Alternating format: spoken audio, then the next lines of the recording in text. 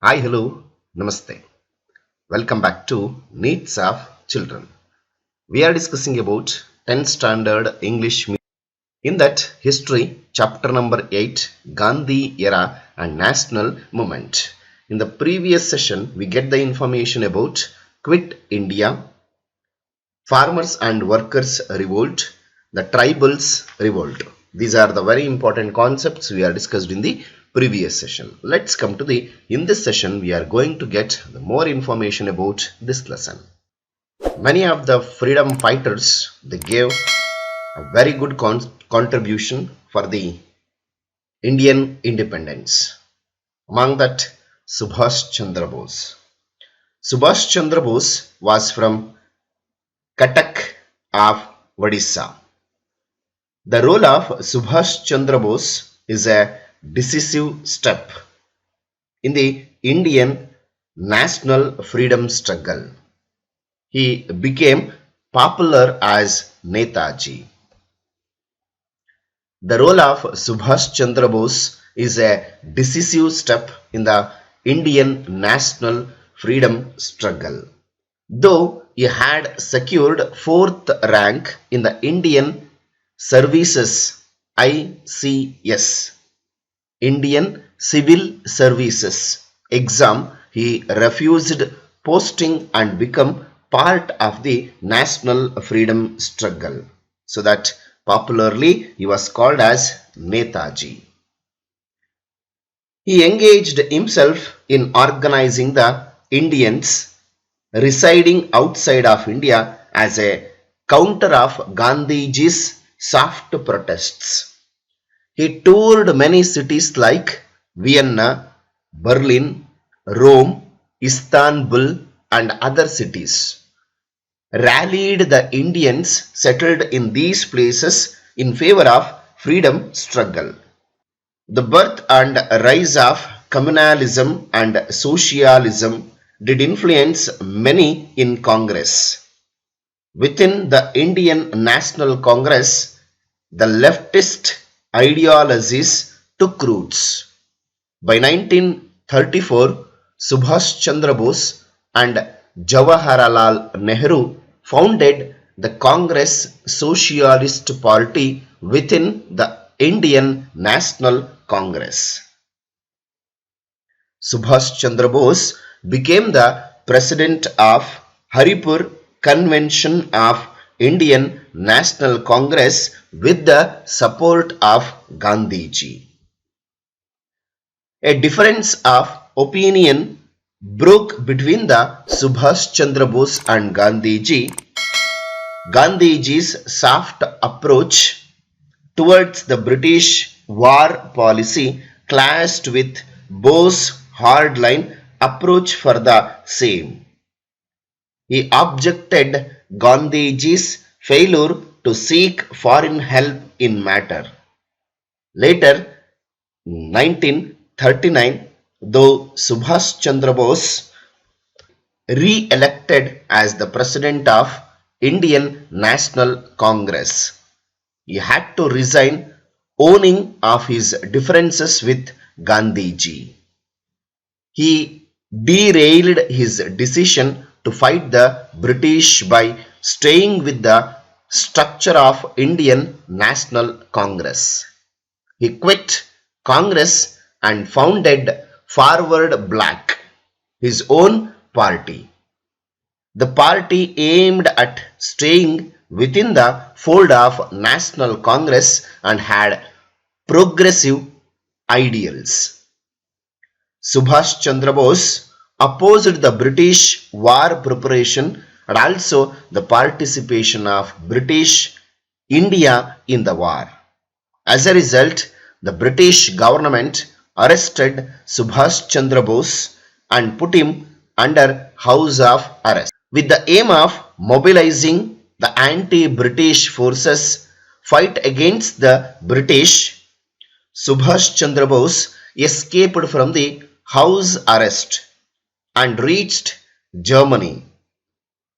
The dictator of Germany agreed to extend the help of Bose. Bose organized the prisoners of war from India by the help of Adolf Hitler. He broadcasted his speeches over Azad Hind radio to Indians.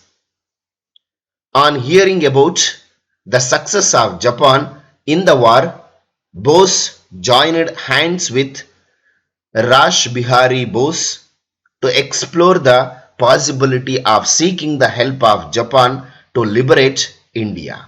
Rash Bihari Bose had founded Indian Independence League in Tokyo of Japan.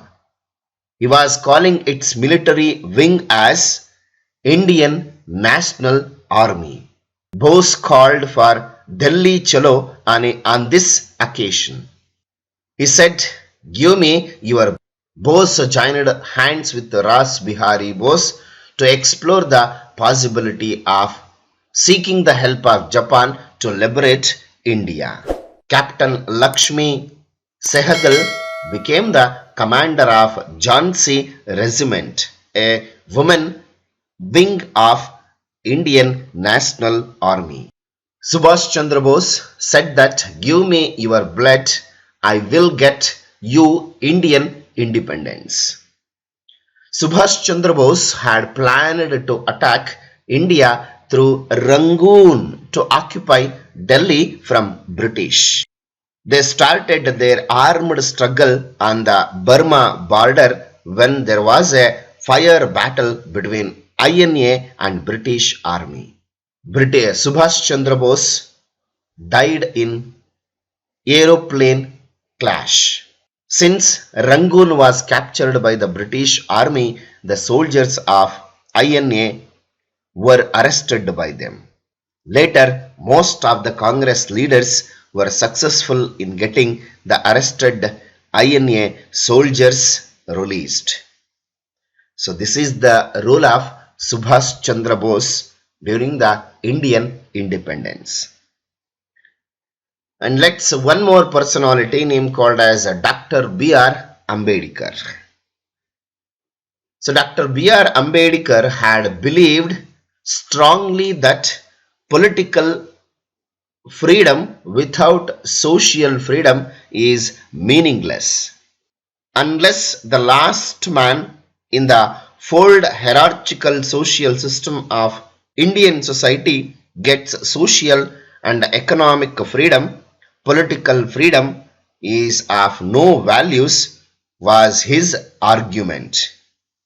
He introduced the concept of India not only as a political entity but a whole system. He studied the caste system and devised strategies to destroy it. In order to prove that untouchables had been denied even basic human rights, he organized Mahad Tank and Kalaram temple movements. He participated in all the 3 roundtable conferences and suggested various means to unshackle the bondage of the downtrodden communities in the Indian society. Differences of opinion emerged between Ambedkar and Gandhi over the issue of development of Harijans and the leadership of untouchables.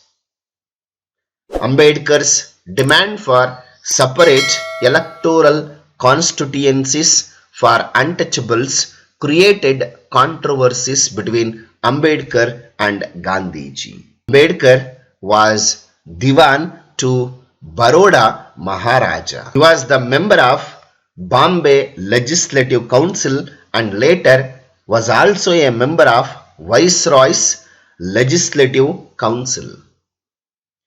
Dr. Ambedkar never joined the Indian National Congress and founded Bahishkrut Hitakarni Sabha and later Swatantra Karmika Party. He published periodicals like Prabuddha Bharata, Janata, Mukanayaka and Bahishkruta Bharata.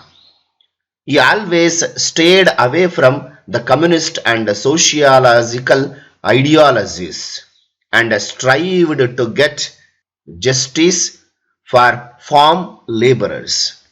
A constitution was needed to chalk out the future of independent India. Dr. Babu Rajendra Prasad was elected as the President of the Constituent Assembly, whereas Dr. B.R. Ambedkar was elected as the Chairman of the Drafting Committee. He advocated equality in the Constitution and provided legal guarantees against untouchability in the Constitution. He published periodicals like Prabuddha Bharata, Janata, Mukanayaka and Bahishkruta Bharata. The Constitution of India considered the practice of untouchability as a crime. Ambedkar became the first law minister of Indian independence. Though he was inspired by the modernity, rationality and Western thoughts, he had love for the native roots.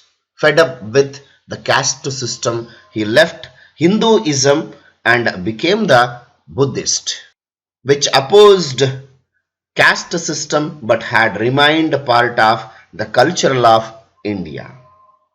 He had believed that what Marxism can bring change with bloodletting and violence. The same change would be brought about by Buddhism with peace and non-violence. The government of India has honored Dr. B.R. Ambedkar for his lifetime achievement